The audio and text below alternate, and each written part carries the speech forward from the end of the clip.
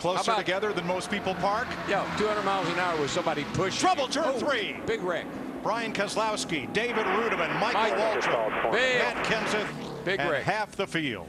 I see about 3 of the Hendrick cars there that's involved. Mark Martin is there. I see him. There's a Biffle. Jimmy Johnson's laying over there. There's a 24 car. Looks pretty bad. Brian Vickers limping around. And Mark Martin is part of it. Greg Biffle got a piece of it. Joe Nemechek's right front all torn up. The 9 of Marcus Ambrose. Let's see if we can figure out what happened here, Larry. They're running awfully close together. Watch the top right of your screen coming right up in. here. Michael into his teammate Rudeman. Got Rudeman loose. Right in front of Keselowski. Here comes Nemechek. Pow into Michael. Look at. Nope, didn't make it. Didn't make it. Brian Keselowski, we just talked about, was involved. That white car up against the wall there. There's Mark Martin down here, Jimmy Johnson, Jeff Gordon. My. Let's see if we can see anything. Well, there's not a whole lot to see. Michael just got into the back of the. Tony Stewart did the same thing to Michael in the Bud shootout. Got into him pretty hard and turned him around right there and got Michael with it. And Darrell, everybody was going to the apron, but those cars sliding off 31 degrees of banking, that's where they're going to end up. It's kind of an old saying down here. What goes down must come up. And you try to go around on the outside if you can. Jimmy Johnson's 48 just barely got into the back of Matt Kenseth to do enough damage to the right front. The old Aaron Stream machine, she's done. Marcus Ambrose is going to the garage for repair. Michael Waltrip's car comes steaming toward the garage. Brian Vickers in the 83 car gets a lot of damage. Marcus Ambrose in the 9. Look at that. 3 Hendrick cars, 24, 48, and 5, all slamming into each other.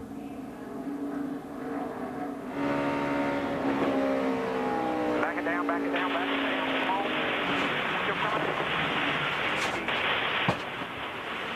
Work front hand over here, guys. Work here to the right side.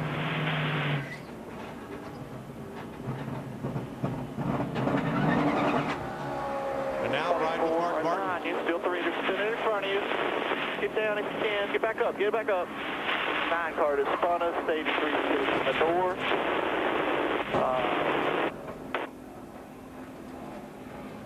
And Jeff Gordon's view.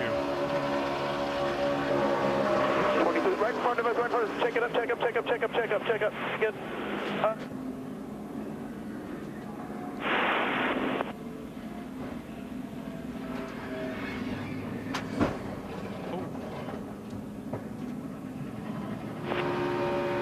Jimmy Johnson. Side 2 wide in front of you. In front of you. In front of you.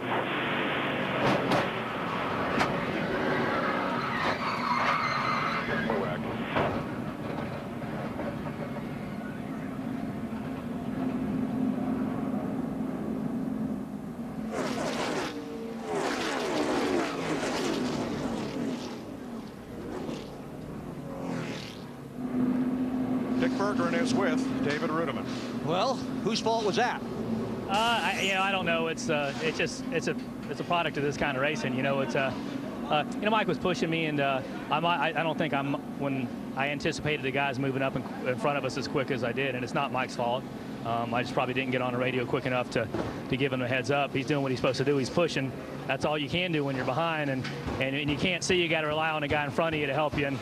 And I was probably a little slow on the draw there, giving him the heads up what was going on in front of us, and here we are. Crew going to be able to get this back out on the racetrack, David? It'll be a miracle. Okay, miracles sometimes happen in the Daytona 500. Jeff Gordon is in the garage. 3 of the 4 Rick Hendrick cars, all but Dale Jr., have gone to the garage. 2 of the 3 Michael Waltrip cars involved. Defending series champ Jimmy Johnson in the garage as well. Greg Biffle has also gone to the garage. You can make light repairs on pit road But if major work is needed, the cars have to go behind the wall or back to their garage stall. And Darrell and them talked about it in the pre-race. This new point system, it's going to take longer to overcome a bad finish, I think, than it did with the old system. And don't forget, you got to be able to run a minimum speed, so you got to have the car in pretty good shape to run minimum speed. A grinding crash puts us under caution for the 4th time in Daytona.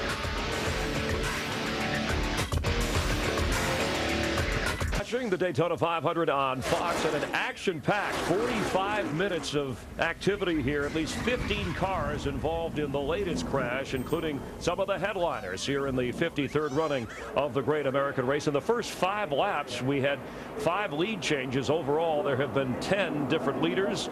Pit road is open. Junior is in. Kurt Busch is in. Let's check down on the pits with Matt Yoakum. Chris, the guy who's taken all the money so far during Speed Week, Kurt Busch in the double deuce. He slides to a stop. He goes over the line. Mistake for Busch. They're going to have to back him up and then continue on with the stop. 4 tires for the double deuce. Krista. Dale Jr. was told by his crew chief, Steve Letarte, things usually get conservative after a big wreck like that. Dale Jr. said, I sure hope so. 4 tires for Dale.